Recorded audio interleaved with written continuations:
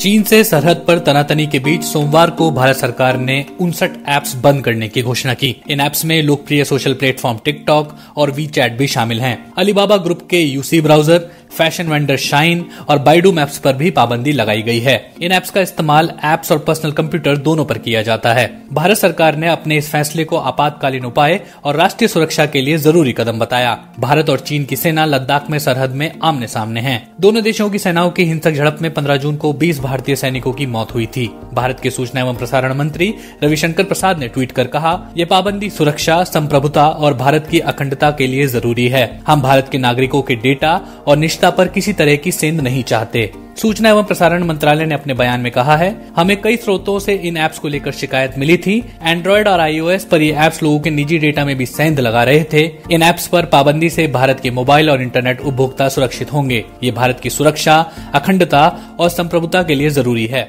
भारत सरकार ने अपने बयान में चीन या चीनी कंपनी का नाम नहीं लिया है। इस बात का जिक्र भी नहीं किया है कि ये पाबंदी कैसे लागू होगी। भारत सरकार के इस फैसले पर अब टिकटॉक की प्रतिक्रिया आई है। टिकटॉक के प्रवक्ता ने कहा, भारत सरकार ने 59 ऐप्स पर पाबंदी को लेकर अंतरिम आदेश दिया है। बाइट डांस टीम के 2000 लोग भारत में सरकार के नियमों के हिसाब से काम कर रहे हैं। हमें गर्व है कि भारत में हमारे लाखों यूजर्स हैं। टिकटॉक ने अपने बयान में यह भी कहा कि हम लोग भारत सरकार के आदेश को मानने की प्रक्रिया शुरू कर रहे हैं। हम लोग सरकार के सामने अपनी बात रखने की कोशिश भी कर रहे हैं। टिकटॉक डेटा की निष्ठा और भारतीय कानून के हिसाब से सुरक्षा जरूरतों का पालन करता है। हम भारतीयों का डेटा किसी भी विदेशी सरकार के साथ साझा नहीं करते, यहाँ तक कि चीन की सरकार को भी नहीं देते। हम यूजर्स की निष्ठा का मजबूती से सम्मान करते हैं। टिकटॉक इंडिया के प्रमुख निखिल गांधी का कहना है कि टिकटॉक ने इंटरनेट का लोकतांत्रिकरण किया है।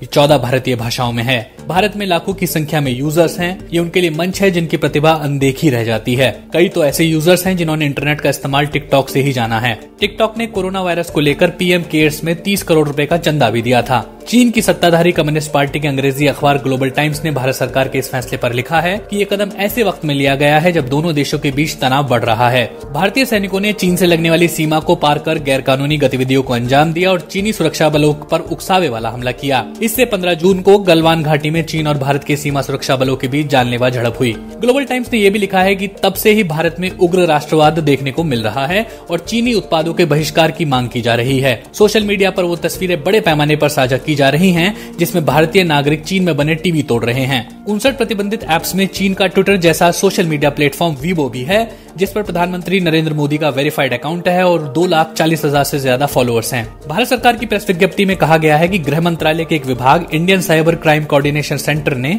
दुर्भावनापूर्ण ऐप्स पर प्रतिबंध लगाने की सिफारिश की थी। कई भारतीय कंपनियां इसे भारत सरकार का स्वागत योग्य कदम बता रही हैं। टिकटॉक से प्रतिस्पर्धा में रहने वाले वीडियो चैट ऐप रोपोसो की मालिकाना कंपनी इनमोबी ने कहा कि यह कदम उसके प्लेटफॉर्म के लिए बाजार खोल देगा। वहीं भारतीय सोशल नेटवर्क शेयरचैट ने भी सरकार के इस कदम का स्वागत किया है। टिकटॉक के प्रतिद्वंदी बोलो इंडिया ने कहा है कि उसके बड़े प्रतिद्वंदी पर प्रतिबंध लगाने से उसे फायदा मिलेगा। एक बयान में को फाउंडर और सीईओ वरुण सक्सेना ने कहा कि हम इस फैसले का स्वागत करते हैं क्योंकि हम सरकार की चिंताओं को समझते हैं। ये बोलो इंडिया और दूसरे भारतीय ऐप्स के लिए एक अवसर भी है कि वो भारतीय संस्कृति और डेटा सुरक्षा को पहली प्राथमिकता पर रखते हुए बेहतरीन सेवाएं दे। विश्लेषकों का कहना है कि ये कदम चीनी ऐप्स पर असर डालेगा। भारत में चीनी निवेश पर नजर रखने वाले लिंक लीगल के सहयोगी संतोष पाई ने इकोनॉमिक टाइम्स से कहा, सामरिक दृष्टि से देखें तो इससे आर्थिक दबाव बढ़ेगा क्योंकि ये ऐप्स भारतीय बाजारों पर बहुत ज्यादा निर्भर थे। कानूनी दृष्टिकोण से देखें तो भी ये एक मजबूत कदम है क्योंकि राष्ट्रीय सुरक्षा के आधार वाले मसलों को अदालत में चुनौती देना मुश्किल होता है। वो ये भी कहते हैं कि क्या भारतीय ऐप्स इस जरूरत को पूरा कर पाते हैं या अमेरिकी ऐप मार्केट शेयर पर कब्जा कर लेंगे, ये भी देखना दिलचस्प होगा। वहीं भारतीय सोशल ऐप्स के निवेशकों का कहना है कि चीनी ऐप्स पर पाबंदी लगने की वजह से प्रतिस्पर्धा में कमी आएगी।